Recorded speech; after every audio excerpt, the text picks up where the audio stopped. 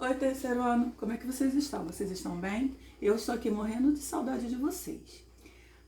A nossa aula de hoje vai ser de português. E vamos falar um pouquinho sobre fábula. O que seria uma fábula? Antes de eu dizer para vocês o que é uma fábula, vamos dar uma olhadinha nessas imagens a seguir. Prestem bem atenção. Quais as características esses animais têm e que são incomuns aos seres humanos? O coelho é rápido, a formiga sempre está em serviço, a tartaruga é lenta e a raposa é esperta e ágil, sempre quer se dar bem no final.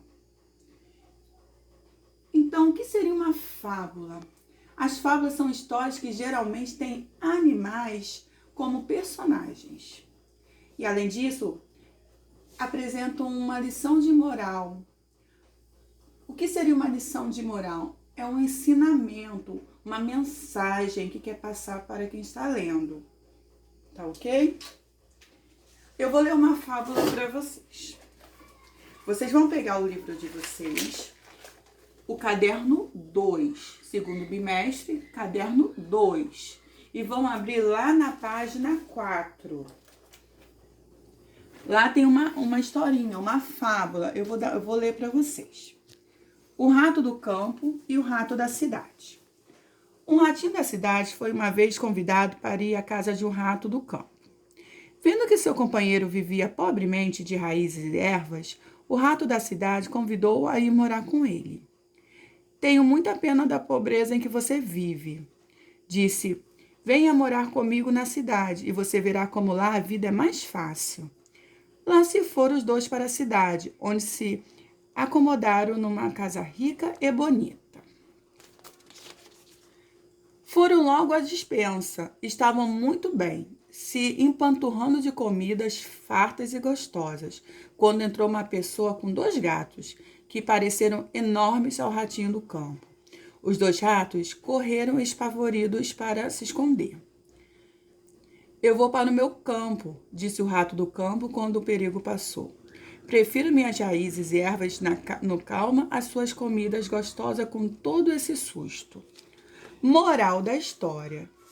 Mais vale magro no mato que gordo na boca do gato. Perceberam? Essa historinha, os personagens são animais. É o rato, é o gato. E no final tem uma moral da história, a lição, que aqui no caso é: mais vale magro no mato que gordo na boca do gato. Esse é um exemplo de uma fábula. Aí,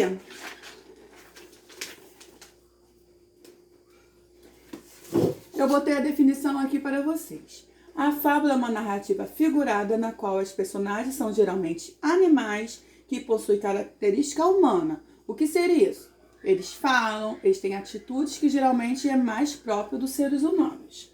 Pode ser escrita em prosa ou em verso e é sustentada sempre por uma lição de moral, constatada na conclusão da história. Confabulando. Em uma fábula temos narrador, personagens, na maioria animais com características humanas. As fábulas apresentam ensinamento que se aplica ao ser humano. Geralmente este vem escrito no final do texto, igual nós acabamos de ver aqui. No final do texto que vem a moral da história ou a lição.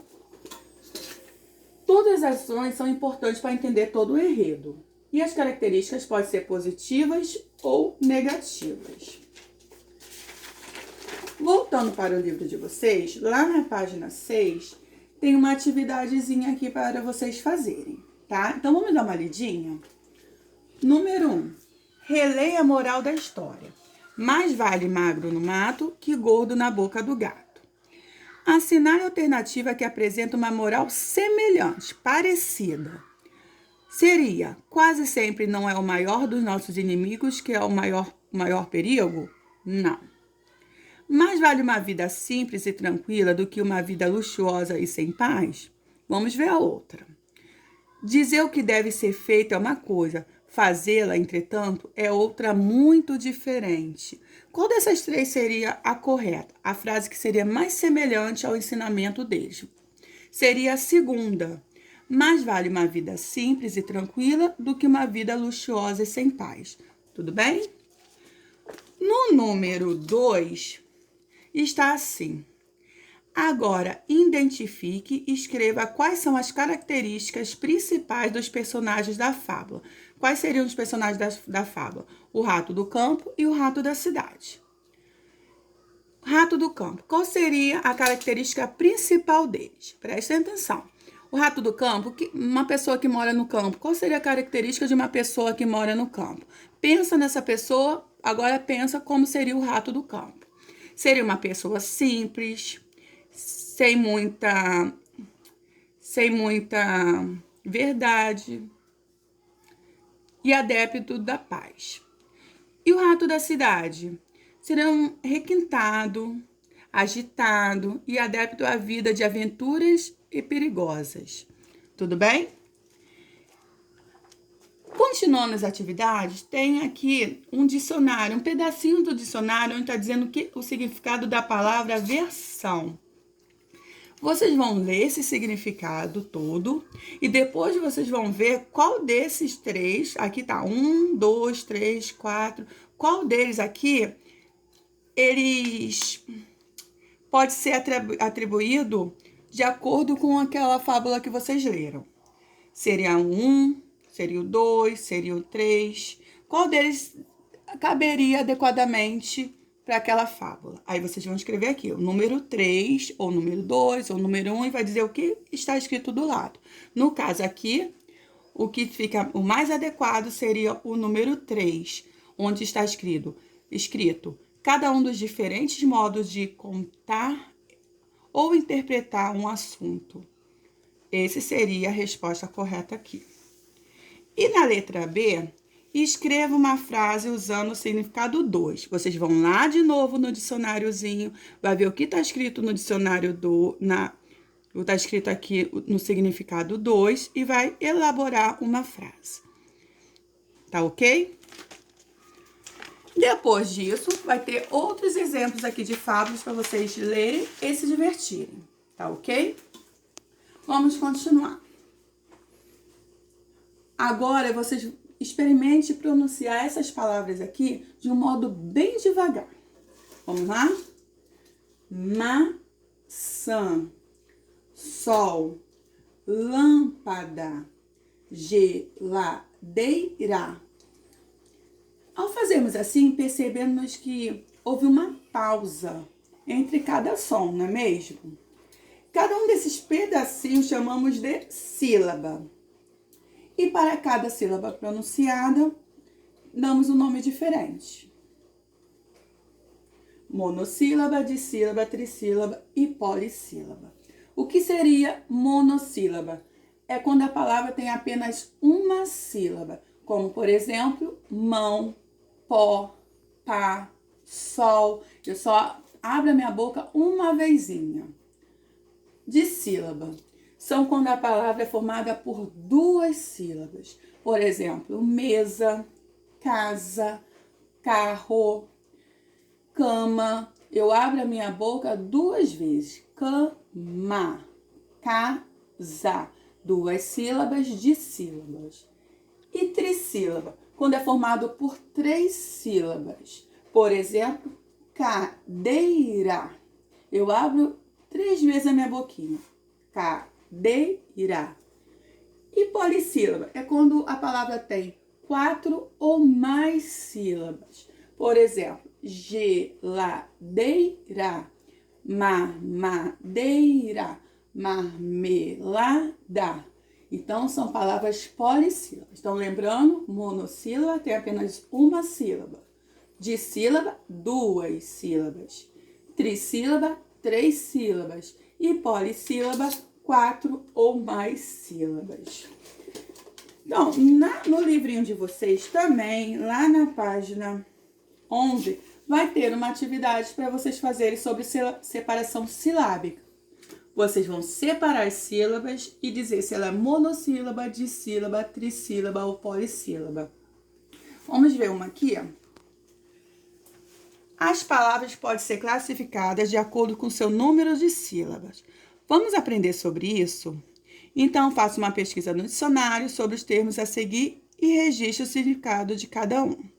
Mono significa única. Duas. Dois. Três. Poli, muitos. Agora que você já sabe o significado dos termos mono, tri e poli, relacione as duas colunas. Aí aqui está monossílaba, dissílaba, trissílaba e polissílaba. Monossílaba.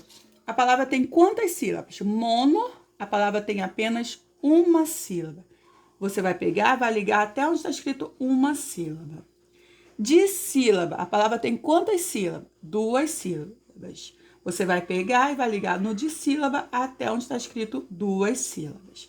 Trissílaba. 3 sílabas. E polissílaba, 4 ou mais sílabas. E você também vai ligar. E assim vocês vão fazendo a atividade. No número 1 da página 12, separe as palavras a seguir em sílabas e classifique-as quanto ao número de sílabas. Ou seja, você vai separar as sílabas e depois você vai dizer se é monossílaba, dissílaba, trissílaba ou polissílaba. Por exemplo, pobremente. Você vai separar essa sílaba. Pobremente. Separa utilizando o tracinho, o hífen. E do lado você vai escrever pobremente, 4 sílabas. Então, 4 sílabas, ela se chama polissílabas. Raízes. Raízes tem 3 sílabas. Raízes. Então, você vai separar e do lado você vai escrever o que ela é. No caso, 3 sílabas, trissílabas. Mais tem uma sílaba, então, monossílaba.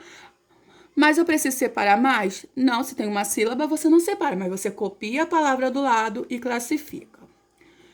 Rato, 2 sílabas, dissílaba. Ratinho, 3 sílabas, trissílaba. Ok? Então, eu vou colocar essas atividadezinhas lá na plataforma para vocês fazerem e fixarem. Lá vai ter algumas atividades para vocês lerem uma fábula, interpretar ela e também para vocês se divertirem conhecendo algumas fábulas novas. E junto vai ter para vocês separarem as sílabas e classificar. Então, eu vou colocar essas atividades lá. Até a próxima. Beijos. Fica com Deus.